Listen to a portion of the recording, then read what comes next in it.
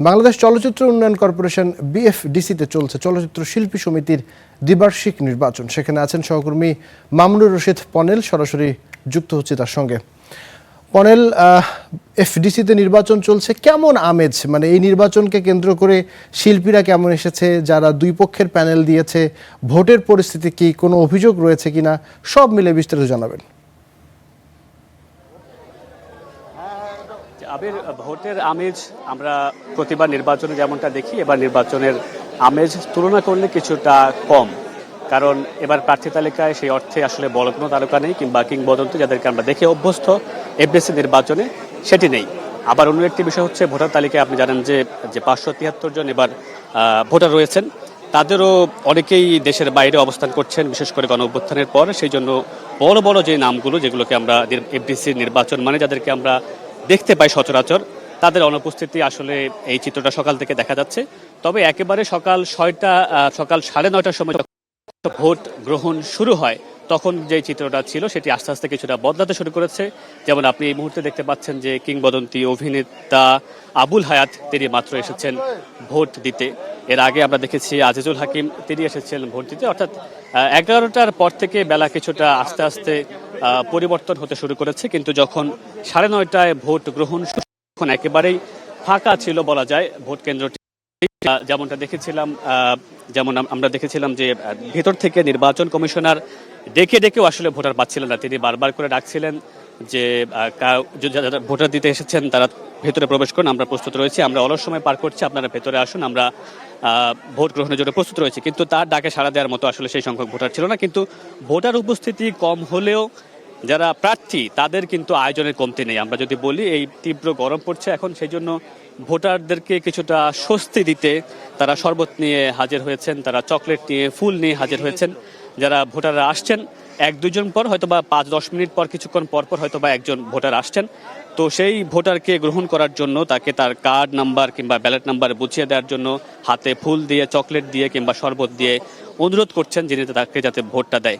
তো নির্বাচন তো আজকে হচ্ছে, সবশেষ গতকালের আগ পর্যন্ত যেই প্রচারণা হয়েছে, সেই প্রচারণায় প্রার্থীরা যে সমস্ত প্রতিশ্রুতিগুলো দিয়েছেন, সেই প্রতিশ্রুতিগুলো তারা আরও একবার আজকে প্রার্থীদের সামনে বলছেন এবং ক্যামেরার সামনে বলছেন। আপনি জানেন যে এবারের নির্বাচনে 2 প্যানেলে সর্বমোট 42 জন সহ একজন স্বতন্ত্র প্রার্থী রয়েছেন। সব মিলিয়ে 43 জন প্রার্থী লড়ছেন। তার মধ্যে একটি প্যানেলের প্রতিদ্বন্দ্বিতার নেতৃত্বে রয়েছেন অভিনেতা শিবা শানু এবং আরেকজন হচ্ছেন জয় চৌধুরী। সেই প্যানেলে রোজিনাও রয়েছেন এবং ডিএ তায়ের রয়েছেন। তাদের বিপরীতে যারা লড়ছেন তাদের নেতৃত্বে রয়েছেন অভিনেতা আরমান এবং রুমানা ইসলাম মুক্তি। এদিকে নতুনও রয়েছেন কিংবা ইলিয়াস কোবরা রয়েছেন, আরও কয়েকজন রয়েছেন।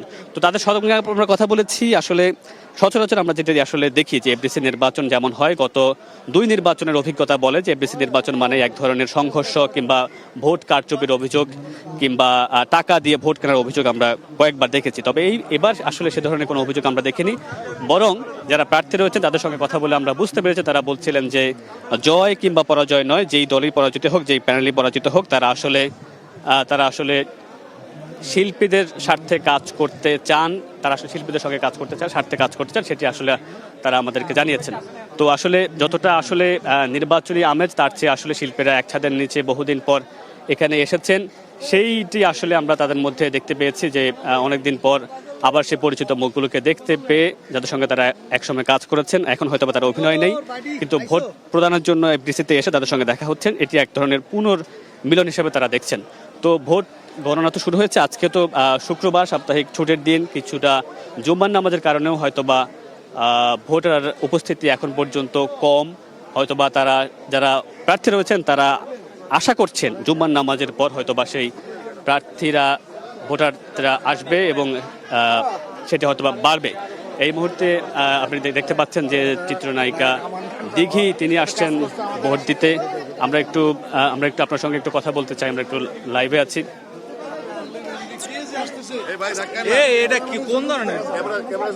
আপনি দেখতে পাচ্ছেন যে অভিনেত্রী দিঘি মাত্র ভোট কেন্দ্রে প্রবেশ করেছে। এর আগে আজিজুল হাকিম তিনি ভোট কেন্দ্রে প্রবেশ করেছিলেন ভোট দেওয়ার জন্য এবং আবুল হায়ের ভেতরে আছেন। তাছাড়া বড় কোনো নাম আসলে আমরা দেখিনি, কিন্তু যারা প্রার্থী রয়েছেন তারা ভোট কেন্দ্রে আছেন, সকাল থেকে আছেন, এখনো তারা ভোট কেন্দ্রে প্রবেশের যেই ফটক রয়েছেন সেখানে দাঁড়িয়ে আছেন ফুল হাতে, যারাই আসছেন তাকে তারা আসলে ভোট দেওয়ার জন্য, তার প্যানেলে ভোটটি দেওয়ার জন্য আসলে অনুরোধ করছেন।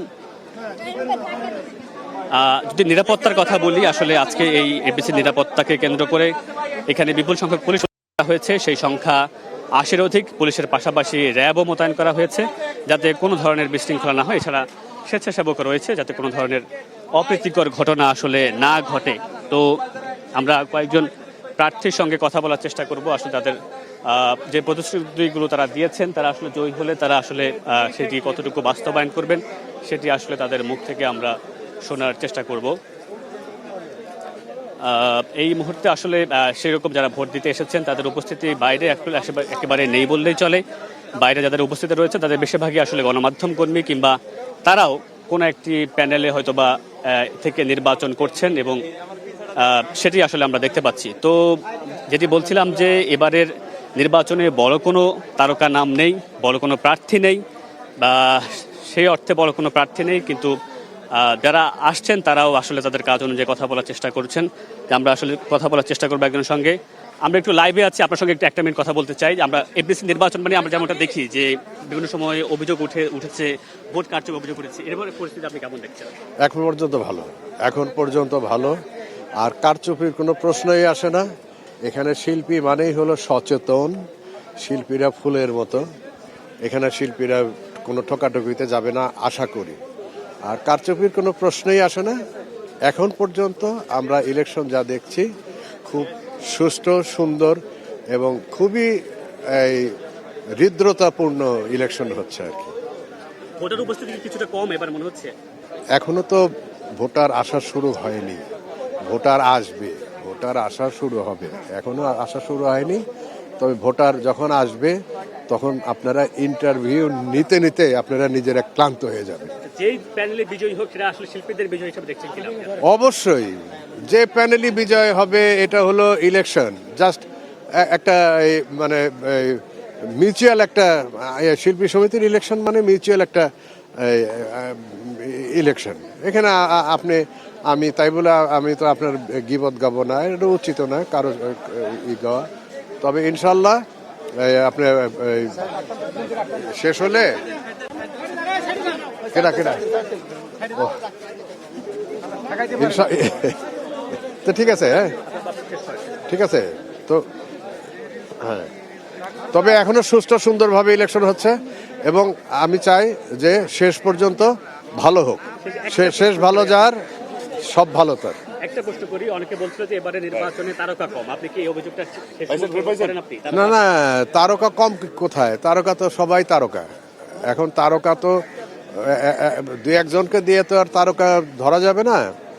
কারণ শিল্পী সমিতিতে যারা শিল্পী ওরা সবাই তারকা। কোনো তারকা জ্বলে, কোনো তারকা হয়তো জ্বলে না, দেখা যায় না।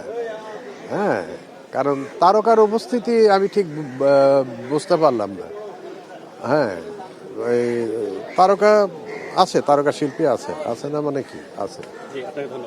আপনাকে তো সবাইকে ধন্যবাদ, আপনারা ভালো থাকবেন। দর্শক যেটি শুনছিলেন, আসলে তিনি বলছিলেন যে ভোটার উপস্থিতি এখন পর্যন্ত কম হলেও জুম্মার নামাজের পর কিংবা বিকেলের দিকে যে ভোটার তালিকায় ভোটার উপস্থিতি আস্তে আস্তে বৃদ্ধি পাবে এবং ভোটের যে আমেজ সেটি আসলে পরিপূর্ণতা পাবে বিকেলের পর। আর যেই প্যানেলে নির্বাচিত হোক তিনি আসলে বলছিলেন যে এটি শিল্পীদের জয় হবে এবং এখন পর্যন্ত নির্বাচনের সুষ্ঠু পরিবেশ বজায় রয়েছে, কোনো ধরনের অভিযোগ কোনো পক্ষ থেকে পাওয়া যায়নি। এই ছিল আমার কাছে বিএফডিসি নির্বাচনের সবশেষ খবর। ধন্যবাদ পনেল। আমরা তখন যুক্ত হয়েছিলাম আমাদের সহকর্মী পনেলের সঙ্গে। তিনি জানাচ্ছিলেন যে এফডিসি নির্বাচনের সবশেষ খবরাখবর এবং বলছিলেন যে গত 2 বছরের তুলনায় কিছুটা জৌলুস হারিয়েছে এবারের নির্বাচন এবং একই সাথে তারকাদেরও উপস্থিতি কম।